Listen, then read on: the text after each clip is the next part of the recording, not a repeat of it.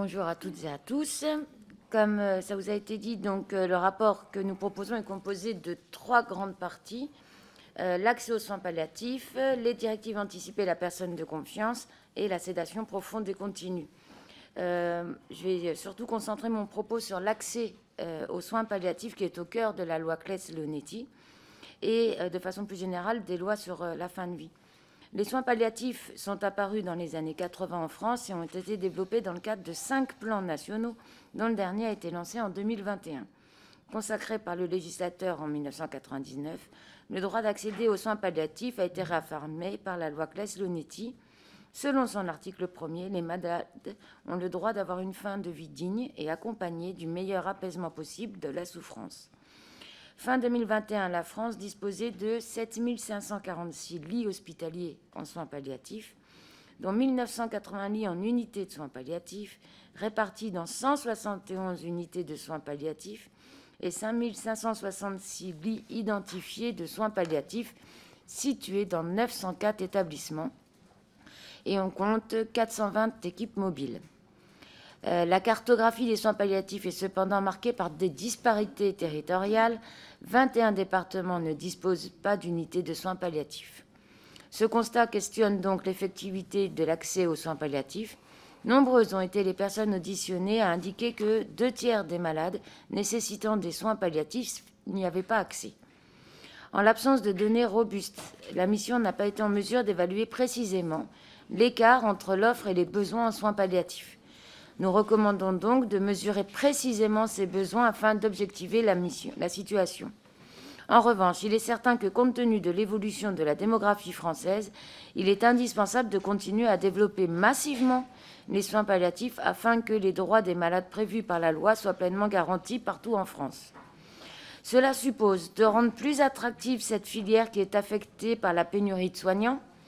Il manque aujourd'hui plus de 100 médecins dans les structures de soins palliatifs existantes et il faudrait former au moins 300 médecins en soins palliatifs dans les 4 années à venir pour renouveler les équipes actuelles, puisqu'un 5e des praticiens en poste devrait prendre leur retraite d'ici 5 ans. Il y a donc urgence. À titre d'exemple, à l'USP de Juvisy, qui dispose de 10 lits, un des 2 postes de praticien hospitalier est vacant depuis 2018 et la seule médecin présente y exerce un temps partiel. Nous proposons donc de lancer une grande campagne de recrutement et de valorisation des métiers du secteur des soins palliatifs. La pénurie de médecins ne doit pas masquer l'ampleur des manques, puisque c'est bien l'ensemble du système de santé qui est actuellement sous tension.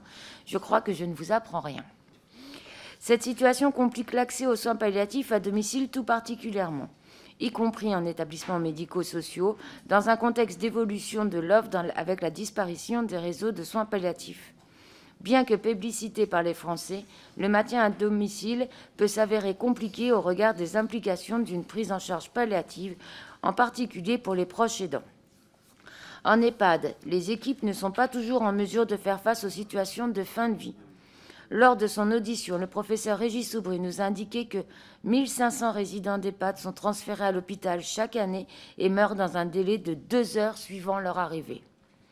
Il est aussi apparu que les modalités de financement du système de santé sont peu adaptées à la qualité de la prise en charge palliative, que ce soit en ville ou à l'hôpital.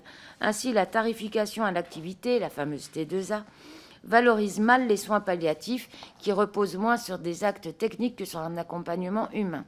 Pire, la T2A peut favoriser des pratiques conduisant à de l'obstination déraisonnable dans les services curatifs, alors même que les soins palliatifs apporteraient une meilleure réponse aux besoins des malades. Il faut donc revoir le modèle de financement des soins palliatifs en remettant en cause le modèle actuel de la T2A et en faisant évoluer le financement des soins palliatifs hospitaliers vers un modèle mixte, alliant une part forfaitaire et une part liée à l'activité. Il faut également assurer la traçabilité des moyens financiers alloués aux soins palliatifs au sein des établissements hospitaliers et élargir la prise en charge des consultations à domicile pour faciliter les consultations longues dans le cadre de l'accompagnement palliatif et permettre à des professionnels comme les ergothérapeutes ou les psychologues d'intervenir plus facilement à domicile. Par ailleurs, la mort est souvent envisagée sous l'angle de l'échec thérapeutique et les soins palliatifs sont relégués à la gestion de la mort, alors même que les prises en charge curatives et palliatives doivent être menées conjointement. Une forte étanchéité perdure dans les soins curatifs et les soins palliatifs. Une telle situation nuit à la qualité de la prise en charge des patients, transférés parfois tardivement en soins palliatifs. Il est donc essentiel de mieux sensibiliser les soignants aux soins palliatifs. Nous souhaitons donc que soient généralisées les formations à la fin de vie et à l'approche palliative pendant les études des professionnels de santé et pendant leur carrière. Il conviendrait également de développer la filière palliative comme discipline autonome en créant un diplôme d'études spécialisées de médecine palliative et en explorant la possibilité de créer une spécialité d'infirmière en soins palliatifs. En définitive, c'est toute la culture médicale qui doit évoluer et intégrer la dimension palliative au cours du parcours de soins du malade sans attendre nécessairement la fin de vie. Voilà en résumé ce que je pouvais dire sur les principaux constats que nous avons établis s'agissant de l'accès aux soins palliatifs. Et je passe désormais la parole à Didier, à Monsieur le député Martin, pour la suite des présentations du rapport.